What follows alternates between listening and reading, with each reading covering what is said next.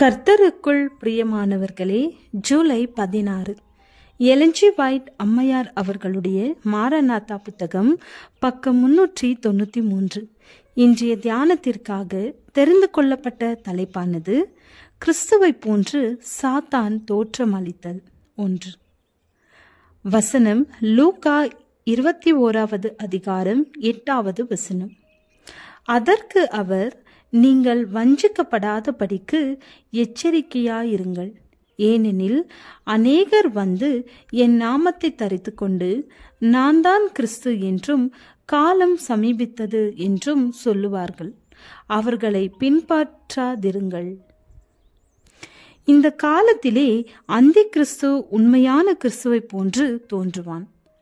நமது உலகத்தில் உள்ள நாடுகளிலே தேவனுடைய பிரமாணம் முற்றிலும் வெறுமையாக்கப்பட்டுவிடும். தேவனுடைய பரிசுத்த பிரமாணத்திற்கு விரோதமான கலகம் முற்றிலும் முதிர்ந்திருக்கும். ஆனால் இந்த காலத்தில் உண்மையான தலைவனான சாத்தான் ஒரு ஒளியின் தூதனுடைய உடையை தரித்திருப்பான். மனிதர் வஞ்சிக்கப்பட்டு அவனை தேவனுடைய இடத்தில் உயர்த்தி வைத்து அவனை தேவனாக்கி விடுவார்கள். ஆனால் சர்வ வல்லவர் குறுக்கிடுவார். மருள விழுந்து போன சபைகள் சாத்தானை உயர்த்துவதிலே இணையும் பொழுது அவர்கள் மீது ஆகையால் அவளுக்கு வரும் வாதைகளாகிய சாவும் துக்கமும் பஞ்சமும் ஒரே நாளிலே வரும். அவள் அக்னியினாலே சுட்டரிக்கப்படுவாள். அவளுக்கு நியாய தீர்ப்பு கொடுக்கும் தேவனாகிய கர்த்தர் வல்லமையுள்ளவர் என்கிற தீர்ப்பு அறிவிக்கப்படும். ஒளியின் தூதனை போன்ற மாறு வேடத்தில் அவன் பூமி முழுவதும் அதிசயங்களை நடப்பிக்கிறவனாக நடந்து திரிவான்.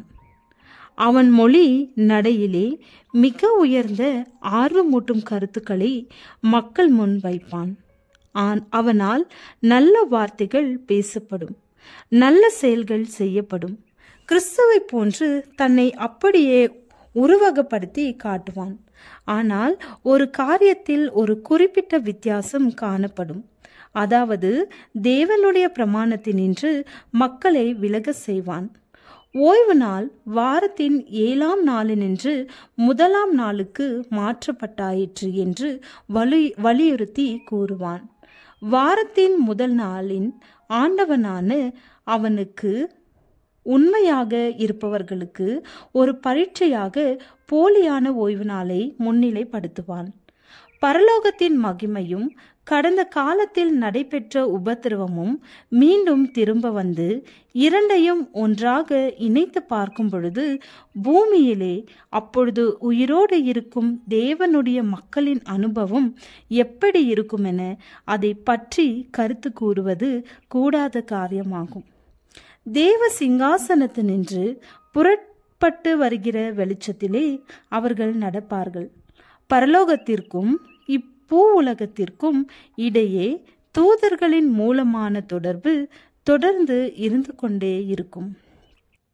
தீய தூதர்களால் சூழப்பட்டிருக்கும் சாத்தான் தன்னை தேவன் என்று உரிமை கோரிக்கொண்டு வஞ்சிப்பதற்காக கூடுமானால் தெரிந்து கொள்ளப்பட்டவர்களையும் வஞ்சித்து போடத்தக்கதாக அனைத்து வகையான அற்புதங்களையும் செய்வான்.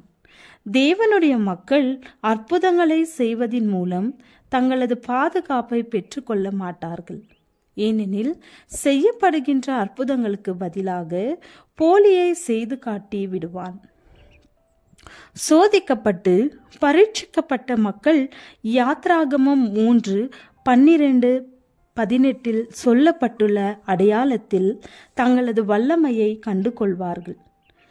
எழுதப்பட்டிருக்கிறதே என்ற ஜீவனுள்ள வார்த்தையிலே தங்களது உறுதியான நிலைப்பாட்டை எடுக்க வேண்டும். அந்த ஒரு அடித்தளத்தில் மாத்திரமே அவர்கள் பாதுகாப்பாக நிற்க முடியும். ஜெபம். பரமபிதாவே, எங்களுக்கு வேண்டியவைகளை எல்லாம் அறிந்திருக்கிறீர். ஏற்ற வேளையில் தருவீர் என விசுவாசிக்கிறோம். ஆமென்.